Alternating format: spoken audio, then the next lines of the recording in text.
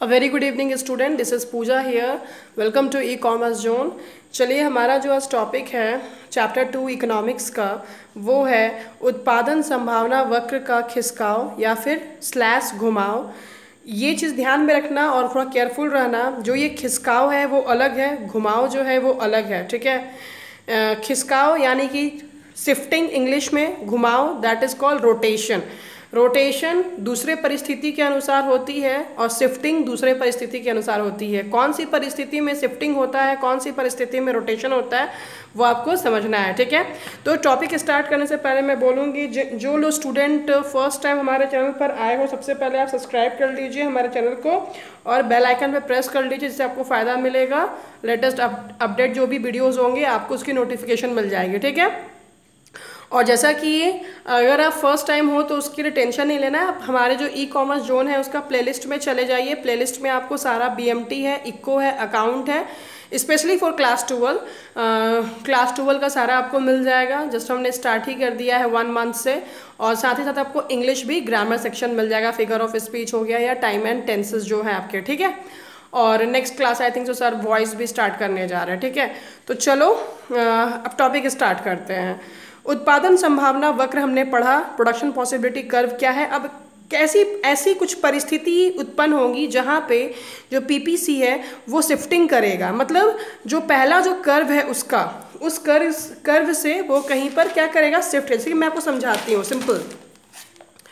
जैसे कि देखो यहाँ पे ये जो है, ये पहले से ये ग्राफ हमने बनाया Y और ये X बना हुआ है। पहले से ये PPC कर्व बना हुआ है, पहले से ये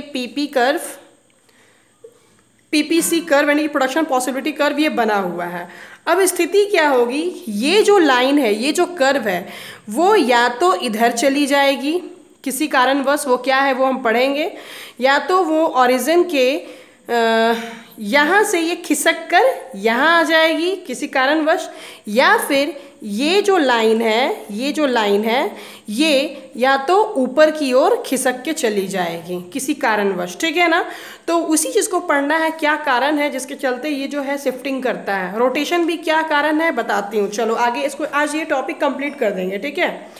पढ़ते हैं यहाँ पे जो इन्फॉर्मेशन दिया गया है हमारे बुक में। और मैं बता दूँ आपको, जो मैं बुक फॉलो कर रही हूँ वो SBPD पब्लिकेशन से मैं बुक फॉलो कर रही हूँ, फ्रॉम 2020 लेटेस्ट एडिशन की बुक है, ठीक है। उत्पादन संभावना वक्र यानी कि यहाँ पे देखो PPP ट्रिपल P बोला जा रहा है, बट यहाँ पे C कर लीजिएगा, वक्र का यहाँ पे C होगा, ठीक है। कभी स्थिर नहीं रहता है। क्या बोला जा रहा है, जो प्रोडक्शन पॉसिबिलिटी कर्व है इसको मैं C कर देती हूँ, यहाँ पे मिसप्रिंट हो गया है। प्रोडक्शन पॉसिबिलिटी कहीं पे PPF भी रहता है, फॉरंटियर भी बोलते हैं उसको, ठीक है ना। कहीं पे PPF भी मिलेगा तो कंफ्यूज मत करना, फॉरंटियर बोलते हैं। ये जो लाइनिंग होती है इसको फॉरंटियर भी बोला जाता है इंग्लिश में, ठीक है। तो उत्पादन संभावना वक्र जो है ना कि PPC कभी स्थिर नहीं रहता, ये कभी भी स्थिर नहीं रहता। यानी कि कहने का मतलब है, अगर कर्व जो है आपका इस तरह से बना हुआ है तो हमेशा इसी तरह से कर्व नहीं रहेगा। ये या तो कभी नीचे कभी ऊपर, मतलब मूव जरूर करेगा, मूवमेंट इसमें ज़रूर होगी। अर्थव्यवस्था है भाई, आगे पीछे होते रहेगा, ठीक है। तो इसकी स्थिति बदलती रहती है क्योंकि इस वक्र की मान्यताएं बदलती रहती। क्यों बदलती है, अब क्लैरिटी आ गई। मान्यताएं यानी कि अजम्पशन। आप जैसे ही अजम्पशन को चेंज करोगे PPC भी क्या हो जाएगी, चेंज हो जाएगी। साधनों की मात्रा का परिवर्तन एवं तकनीकी में परिवर्तन दोनों घटकों के कारण उत्पादन संभावना वक्र में खिसकाव या घुमाव उत्पन्न होता है। ये लाइन को बहुत ध्यान से पढ़ोगे। साधनों की मात्रा, जो भी रिसोर्सेज है उसकी क्वांटिटी में क्या कर रहे हैं आप, परिवर्तन कर रहे हैं। जो साधन का जो मात्रा है उसकी क्वांटिटी को, यानी कि जो रिसोर्सेज की जो क्वांटिटी है उसमें आप क्या कर रहे हो, चेंज कर रहे हो, परिवर्तन कर रहे हो। जबकि हमने अजम्पशन में क्या पढ़ा था, कोई भी चेंज नहीं करना है, फिक्स रखना है। लेकिन अगर आप चेंज क्योंकि आपको ज़रूरत पड़ रही है, आपको चेंज करना पड़ सकता है, अर्थव्यवस्था है, स्थिति उत्पन्न हो रही है, आपको लग रहा है कि नहीं यहाँ पे चेंज करना चाहिए, तो अगर आप चेंज करिएगा, ठीक है, या फिर तकनीकी में कोई परिवर्तन लाते हैं तो इस दोनों घटकों, ये दोनों कारण के चलते उत्पादन संभावना वक्र में खिसकाव या फिर घुमाव का उत्पन्न होता है। ये लाइन बहुत ही इंपॉर्टेंट है, इस पे ध्यान प्लीज दीजिए। ठीक है, आगे बढ़ते हैं। हमारा जो पॉइंट है, चलो आप देख सकते हो यहाँ पर एक टेबल जैसा बना हुआ है। ये टेबल बहुत ही इंपॉर्टेंट है। उत्पादन संभावना वक्र में खिसकाव, आपको एक पूरा फिगर समझा दिया जा रहा है टेबल से, फिर 1 बाय 1 करके पढ़ाई करेंगे हम लोग। उत्पादन संभावना वक्र में क्या है, खिसकाव है। Shifting in production possibility curve, I don't know ये बार बार ट्रिपल पीपी यहाँ पे क्यों लिखा हुआ है, आप अपना सी कर लीजिएगा। ठीक है, यहाँ पे प्रोडक्शन पॉसिबिलिटी कर्व है। ठीक है, इसके दो कारण है, 2 रीजन्स। क्या होंगे इसके? 2 रीजन। 2 कारण क्या है? एक होगा change in resources, very important. पहला, दोनों कारण आपको याद रहना बहुत जरूरी है, दोनों कारण पूछे जा सकते हैं एग्जाम में। साधनों में परिवर्तन के कारण क्या हो रहा है, शिफ्टिंग हो रहा है, खिसकाव हो रहा है। और दूसरा कारण क्या है, तकनीक में परिवर्तन, की चेंज इन टेक्नोलॉजी। ठीक है, अब देखो यहाँ पे साधनों में परिवर्तन 2 ही चीज़ होगा, या तो साधन में आप वृद्धि करिए, यानी कि साधन में क्या करिए, इंक्रीज कर दीजिए। जो साधन आपके पास है, जो रिसोर्सेज है आपके पास, उसको आपने क्या कर दिया, बढ़ा दिया।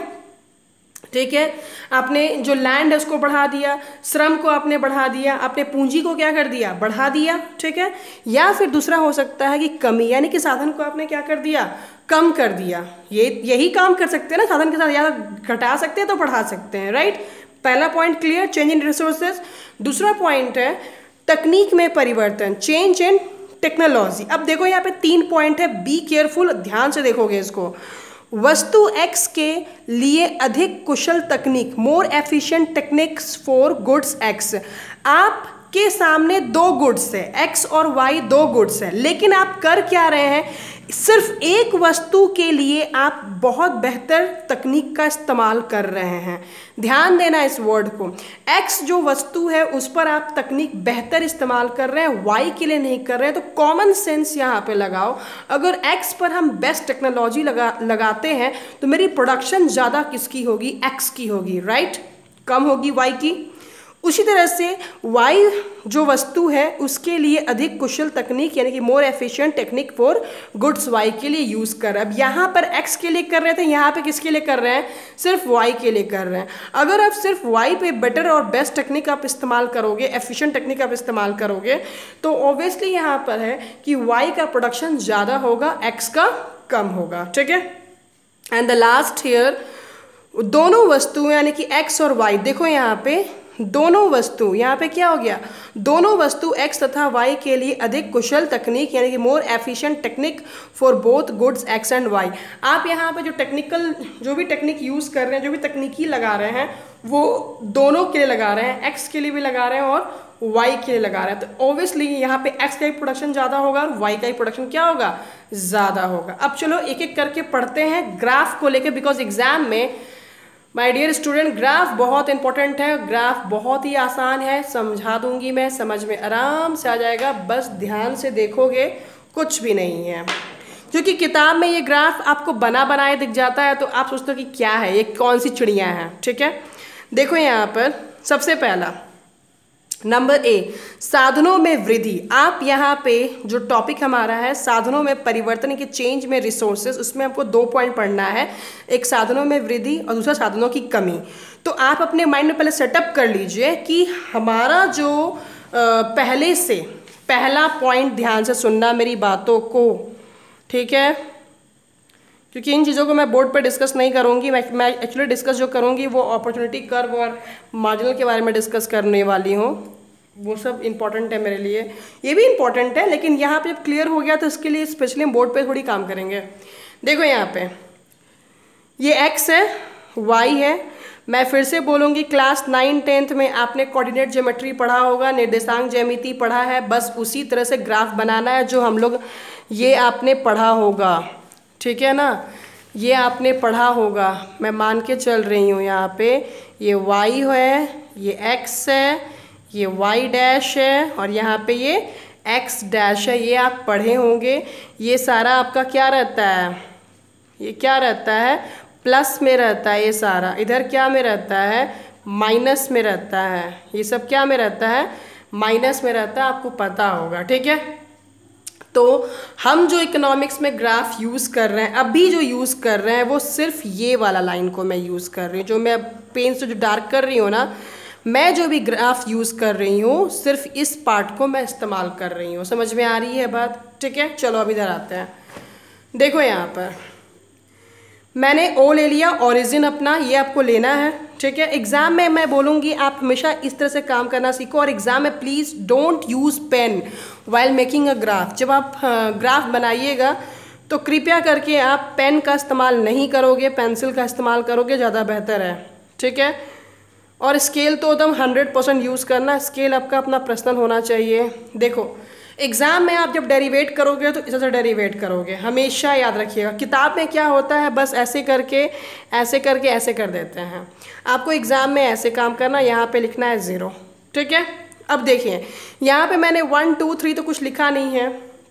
मान लेते हैं, खुद से भी लिख सकते हो, अपना जो स्केल का सेंटीमीटर होगा उसके वजह से 1 2 3 4 लिखा। यहाँ पे लिख दो 5 10 15, यहाँ पे लिख दिया 20। ठीक है, अब यहाँ पे स्थिति क्या हो रही है कि आपने एक पीपीसी कर्व बनाया। पीपीसी आपने क्या किया, कर्व बनाया। तो यहाँ पे हम लग देते हैं 0 में 20। ठीक है, 1 में यहाँ पर रख दिया लगभग 17-18 के आसपास रख दिया। 2 में लगभग 14 के आसपास। 3 में लगभग एक मतलब जस्ट बस सपोज करके मैं रख रही हूँ, और ये इस तरह से ऐसे करके मेरा ये पीपीसी बन गया। ठीक है, मेरा ये कॉन्केव कर्व बन गया। आपका क्या है बुक में, यहाँ जो बुक है यहाँ पे कुछ भी न्यूमेरिकल लिखा हुआ है? नहीं लिखा है। इसलिए आप लोग सोचते हैं क्या है, समझ में नहीं आ रहा है, टेंशन में आ जाते हो। एक्चुअली वो जो है बुक में इसलिए इसको इस्तेमाल नहीं किया जाता है बिकॉज आप पीपीसी पढ़ चुके हो न्यूमेरिकल बेस पे। तो एक रफली ड्रॉ कर दिया जाता है, एक रफली यहाँ पे ड्रॉ कर दिया गया कि जो है इस तरह से एक जो कर्व है ये पहला है, इनिशियल इसको हम बोल सकते हैं। दिस इज माई इनिशियल, यानी कि इसको बोल सकते हैं पहला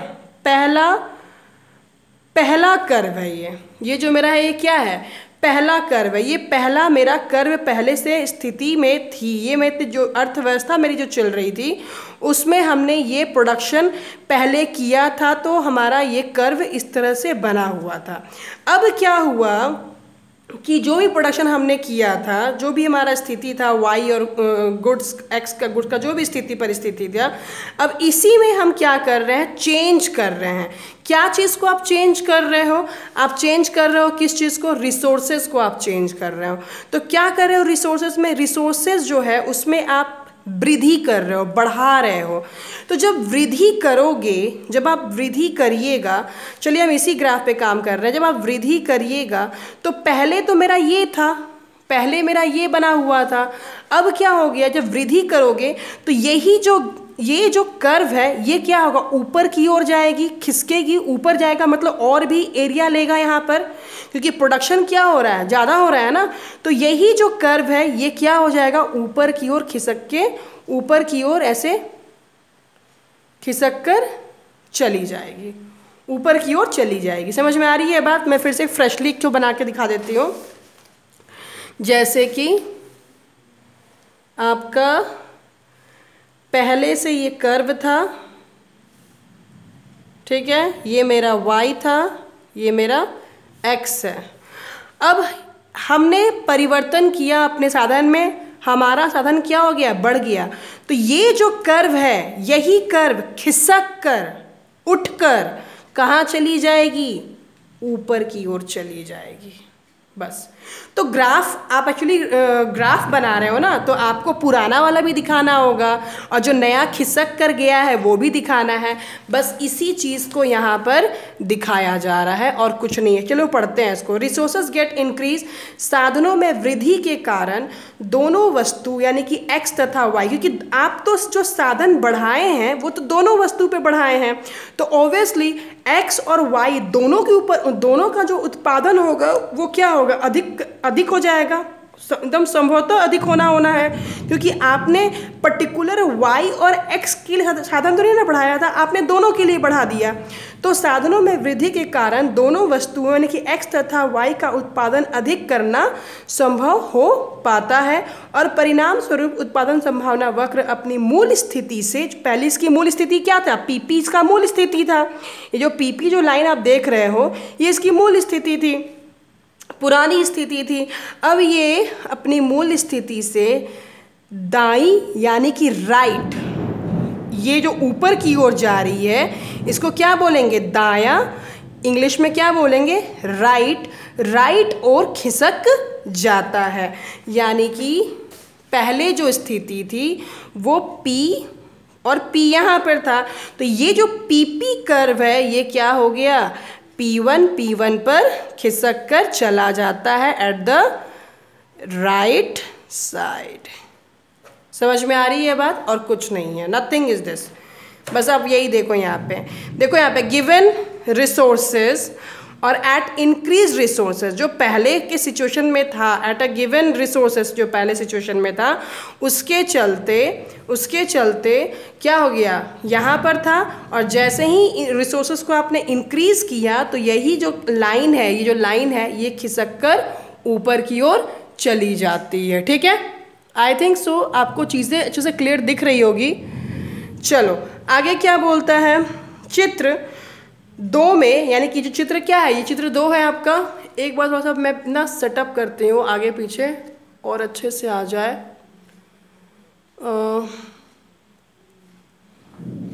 आई थिंक सो क्लियर दिख रहा होगा इसमें। चित्र जो 2 है उसमें क्या पता चलता है कि चित्र 2 में पीपी वक्र मूल वक्र है। पीपी क्या है, वक्र जो है मूल वक्र है। साधनों में वृद्धि होने से मूल वक्र पीपी दाईं ओर खिसक कर नए उत्पादन संभावना वक्र यानी कि नया पीपीसी कर्व यानी कि नया उत्पादन संभावना वक्र के रूप में P1 के नाम से हो जाता है। मतलब P1 आपने नाम उसको दे दिया कि ये जो P था, ये जो PP जो कर्व पहले से बना हुआ था, अब वो नया क्या बन जाता है, P1 कर्व बन जाता है। ठीक है, आई थिंक सो ये जो पहला पॉइंट है, क्योंकि मैं ज़्यादा वीडियो को लंबा नहीं करूँगी, नेक्स्ट वीडियो में मैं डिस्कस करूँगी साधनों की कमी, क्योंकि अभी बहुत एक लंबा जा रहा है। तो नेक्स्ट वीडियो में हम लोग डिस्कस करेंगे साधनों की कमी। आई थिंक सो आपको क्लियर आ गया होगा। वीडियो को आप 1 से 2 बार डाउनलोड कर लो, डाउनलोड करके 1 से 2 बार सुनो, उसको सुनना बहुत ज़रूरी है, समझना बहुत ज़रूरी है, और किताब को रीड कीजिए लाइन बाय लाइन। ठीक है, आई थिंक सो आपको समझ में आ जाएगा। तो कमेंट कर दीजिएगा और साथ ही साथ वीडियो को लाइक कर दीजिएगा। Thank you so much and God bless you all.